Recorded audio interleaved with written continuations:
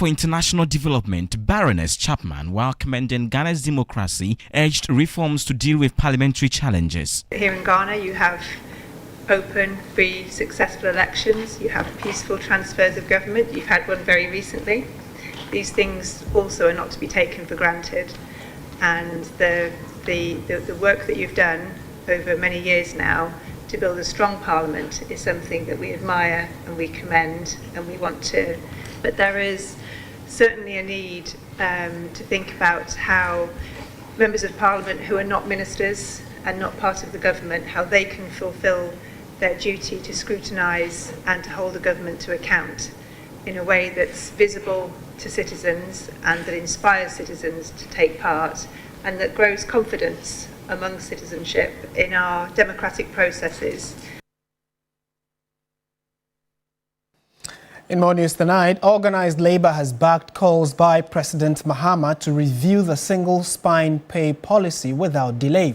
According to Labour, the current state of the salary structure has made workers worse off, with some earning as low as 400 Ghana cedis and inadequate pension benefits. Our Labour correspondent, Daniel Opoku, has more in this report.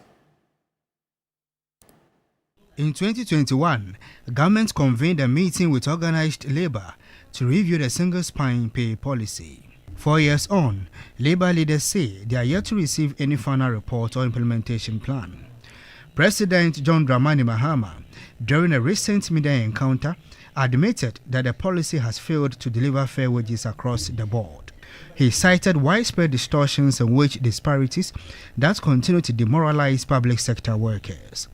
Organised Labour says the time for a review is now. Look, there are people on the spine.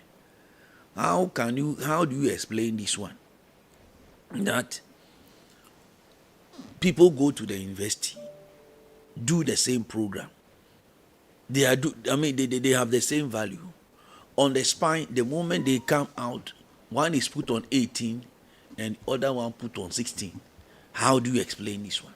It is so serious that, my brother, I can tell you that you go to an institution, and I'll mention Lands Commission, for instance, where you have two people, same qualification, employed at the same time, doing the same work, have the same job function. They all come to work, they all do, but belong to two different unions. One is being paid an allowance for doing that work. The other is denied. And the most painful part of that is that the pensioner or a worker who goes on pension, his pension is based on the salary, his last 3-year best salary. And for the average, for the past 3 years, those who are retiring now, average pensioner takes home less than 400 Ghana cedis. Sometimes when you see your members going home to die. They are now pushing for the immediate establishment of an independent emolument commission to address salary disparities and restore equity in the public sector.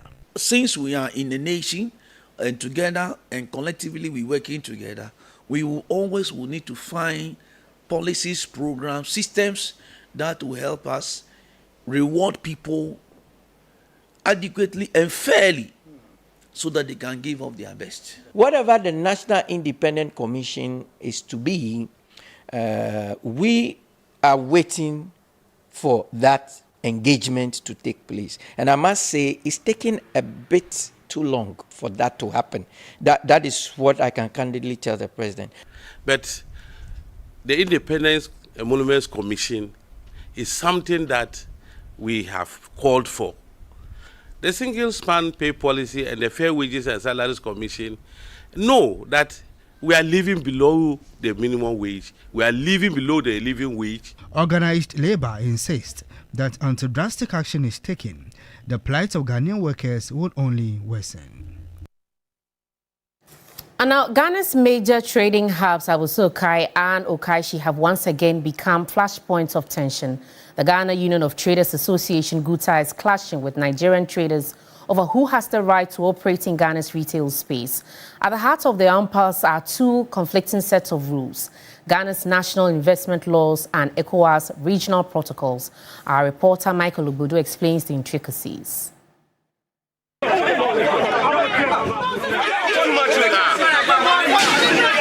It's a battle that has simmered for years. On one side, the Ghana Union of Traders Associations, GUTA, insists that Ghana's Investment Promotion Center Act, GIPC Act 865, reserves petty trading exclusively for Ghanaians. By law, foreigners must invest at least $200,000 and employ 10 Ghanaians if they want to operate in retail.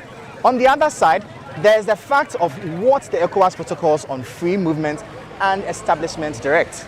Those treaties signed by Ghana itself guarantee all African citizens the right to live and work and establish businesses in any member country without discrimination based on nationality. It's not fair. Nations are governed with laws.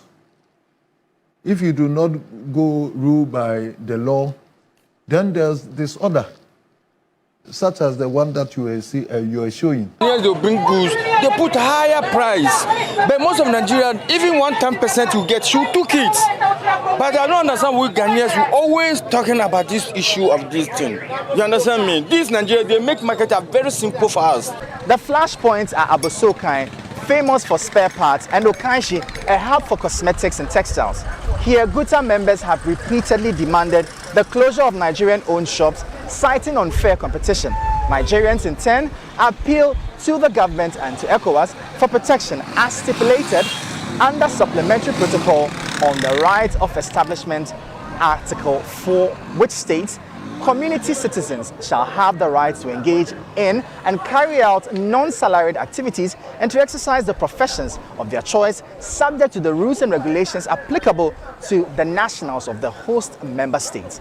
The exemption in this clause is only for activities connected to the exercise of official authority, that is the judiciary, armed forces, and the civil service, which remain reserved for citizens. The IPC law is a local law in Ghana that protects the interests of the locals. Yeah. No doubt about that.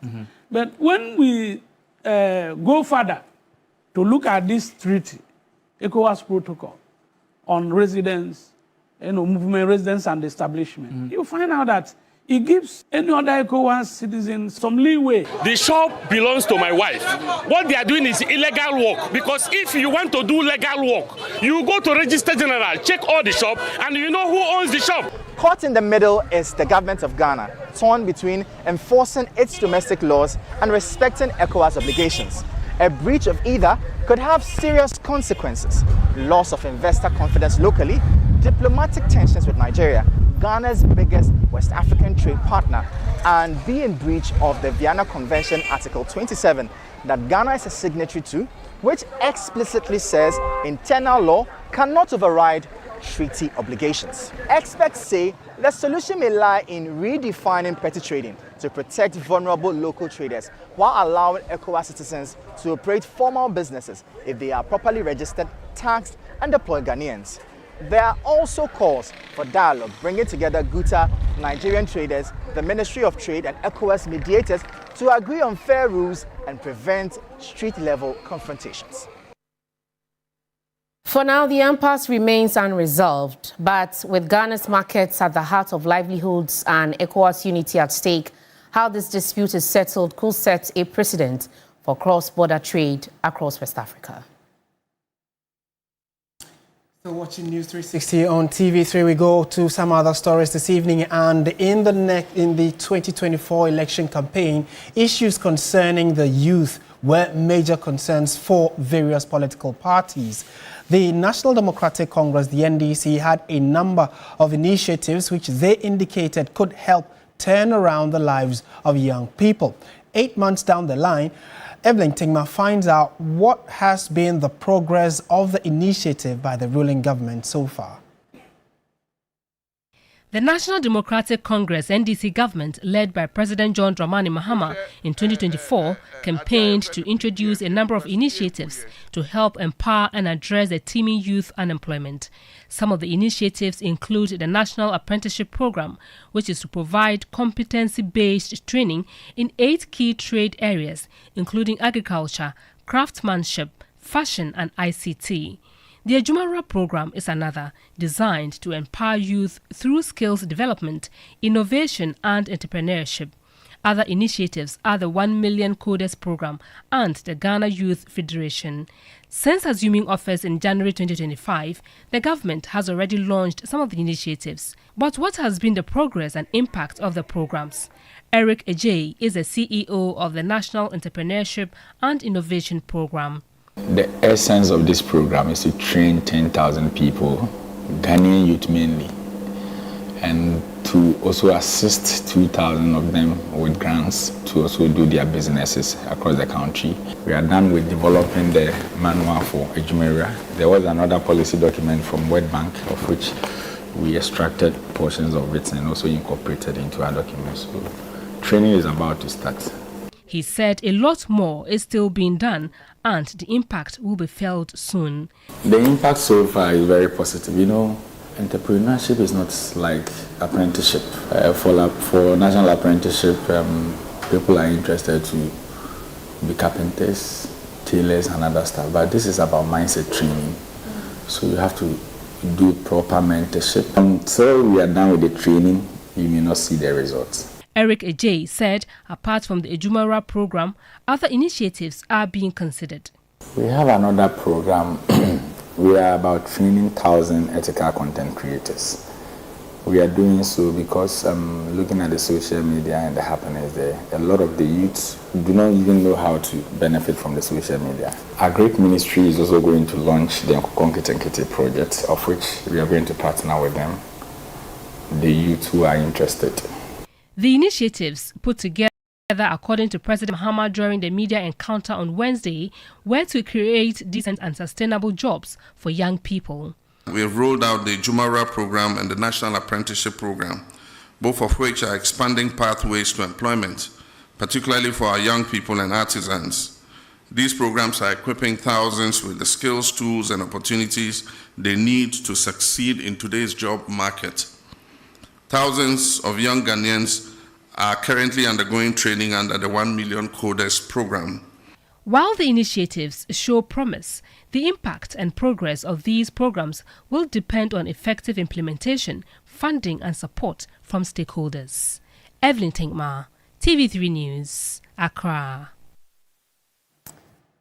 This is News 360. Stay with us. We have some business news coming up next.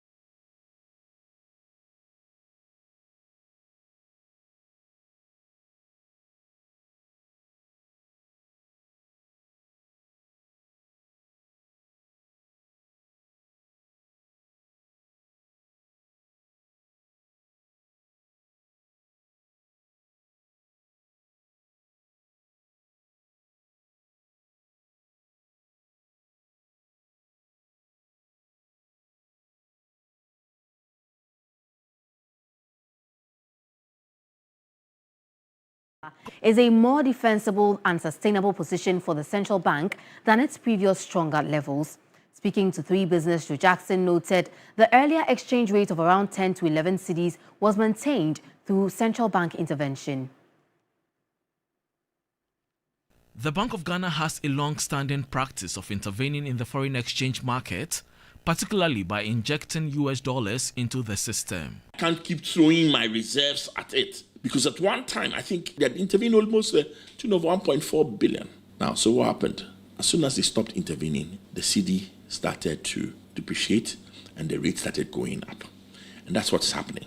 Some of us believe that a rate of between 12 and 13 may be a more defensible rate than the 10.5 before. And that it may be better for the central bank to allow it to rise and try and defend a position in that band than the previous band. The business community, especially those involved in international trade, overwhelmingly prefers a stable foreign exchange market.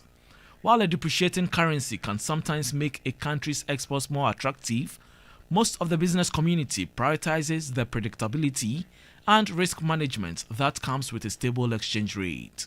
Nobody likes a rate that is going up, down, up, down, up, down. We don't like it. It doesn't work for us. It makes life very uncomfortable. It makes planning hard. What works is a stable currency. So the central bank comes in and intervenes to keep the rate stable. If the central bank comes in and tries to keep a rate that is too low relative to the actual value, then what happens is that he has to keep pumping in more money and more money and more money to keep that rate stable. At some point, it will realize that, no can do. I can't do this anymore.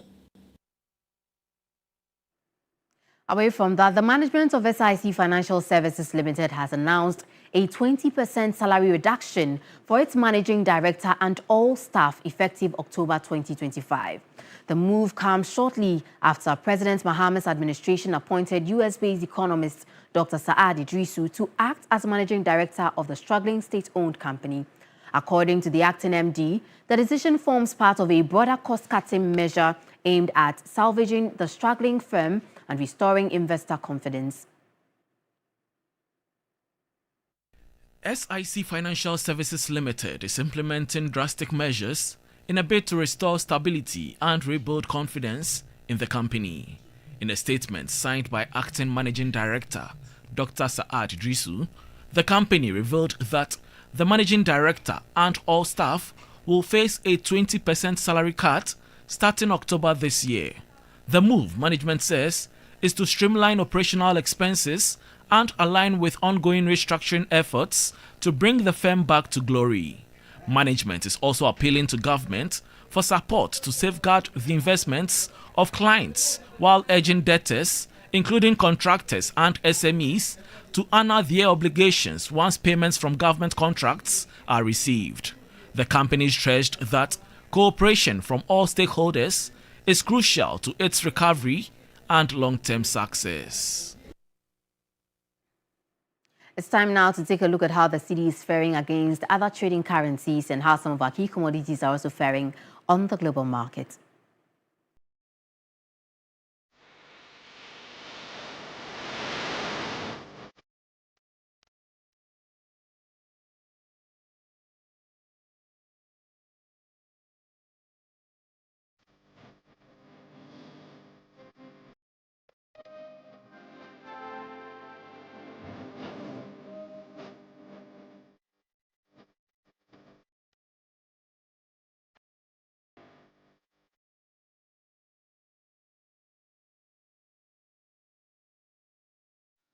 Well, that's it for Business Tonight on News 360. I am Menu Afo. Stay with us. We have more news coming up for you shortly.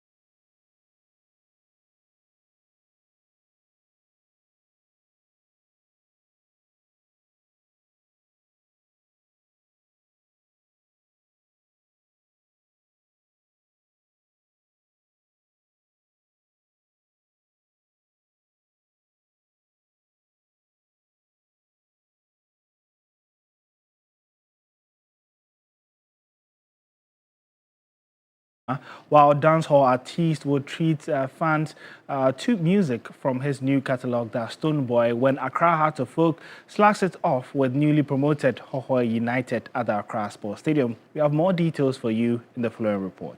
With new partners at the TAP Productions, the 2025-2026 Ghana Premier League will commence at the Accra Sports Stadium on Friday when Giants Accra Heart of Folk take on debutant Hohoe United.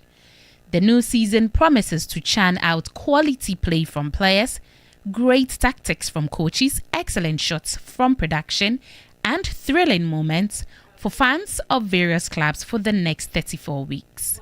However, before the first game, there will be a curtain raiser between Black Starlets and Araras FC at 4 p.m. before the official launch of the league, which will be graced by the president, John Dramani Mahama. Dancehall artist Stoneboy is billed to also perform to build anticipation towards the season opener. Heart of Folk, who have been struggling with inconsistent performances in the last 2 seasons, are hopeful that under coach Masuwu Didi Dramani, they will have a better outing. The former FC Nordland assistant coach says the Phobians are ready to take on the season by building chemistry among the players.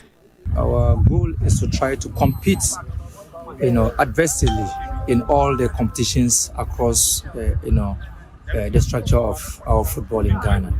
And so going in the early season against Hohoe United tells that we need to package ourselves strongly and stay consistent and more sustainable. In the opposing dugout for Hohoe United, Tijani Abdul Bashiru is confident about their opener in the capital, stating that he has taken time to learn enough about the big teams in the top flight. Yeah, for them, they know exactly where they are today. Even I told them they should forget about the past.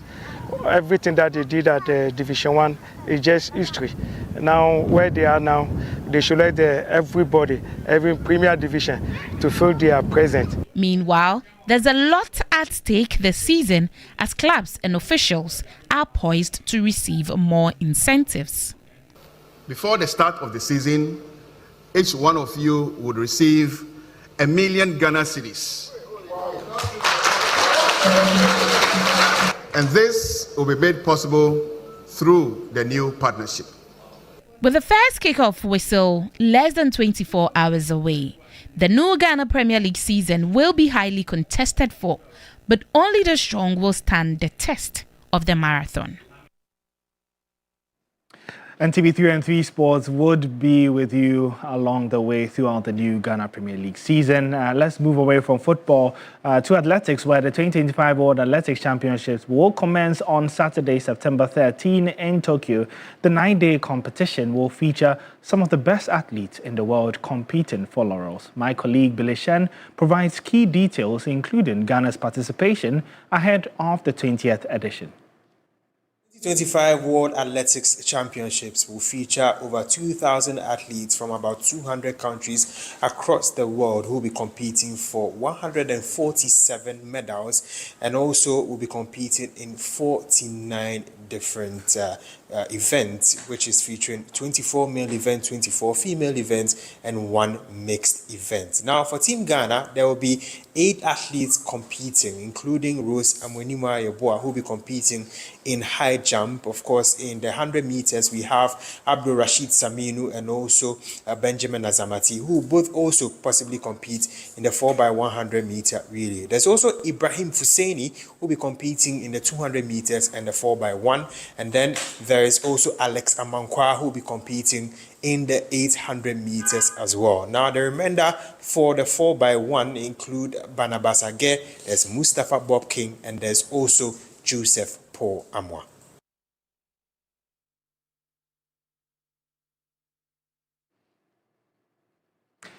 With 3 Sports for updates on the World Athletics Championships as well. My name is Ore Kwampofo, and that's it for the sports segment here on News360.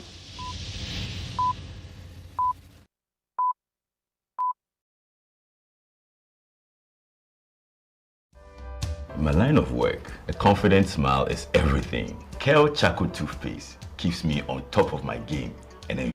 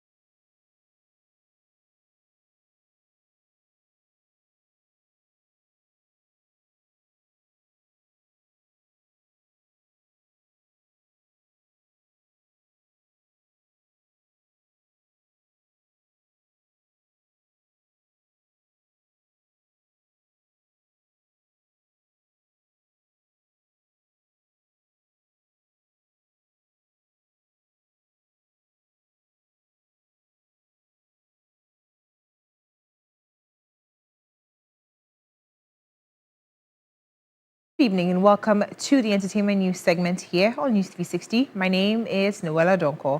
Now, President John Dramani Mahama has announced that the creative industry is set to receive a significant boost through increased investment. Now, speaking at his first presidential media engagement, he revealed plans for a dedicated budget allocation to support a film fund, the music industry, and other sectors within the creative space.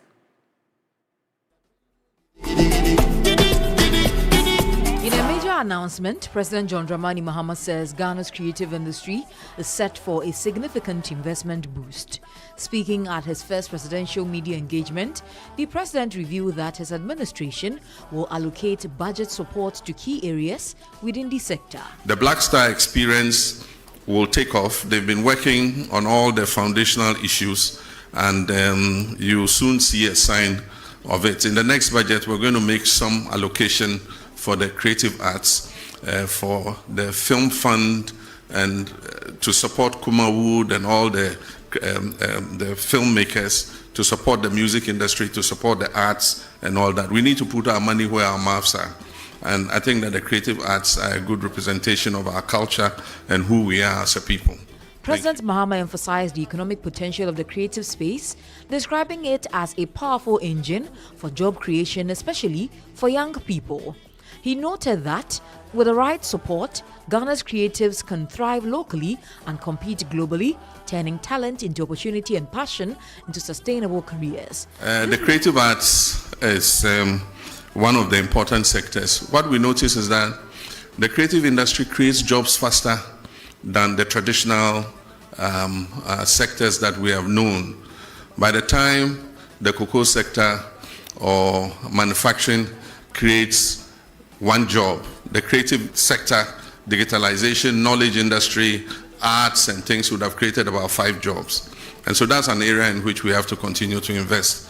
And that is why we created them as a ministry together with tourism. This renewed focus marks a promising chapter for artists, filmmakers, musicians, and entrepreneurs across the country.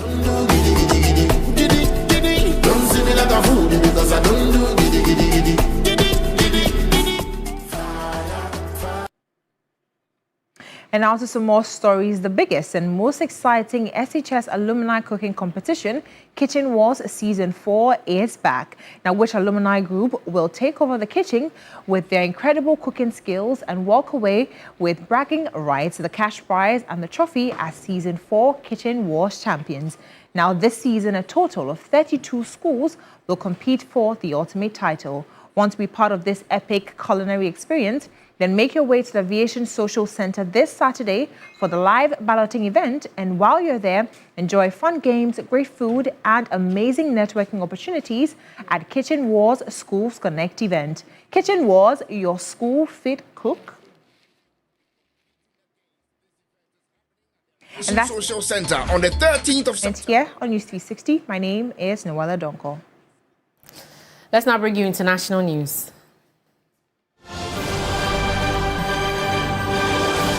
South Sudan's first vice president has been charged with murder, treason, and crimes against humanity in a move that some fear could reignite the country's civil war. Justice Minister Joseph Gang Ake said the charges against him relate to an attack in March by a militia allegedly linked to the vice president. The roads leading to his house in the capital, Juba, have been blocked by tanks and soldiers. Forces loyal to him fought a 5-year civil war against those backing President Salva Kiir until a 2018 peace deal ending the fighting in the world's newest country. The FBI has released images of a person of interest in the Charlie Kirk shooting. The killer is still at large, but a high-powered rifle has been found in nearby woods, as well as a footwear impression and a forearm imprint.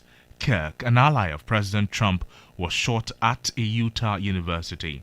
Officials say the suspect appears to be of college age and fled into a neighborhood. Earlier, 2 people questioned by police were released.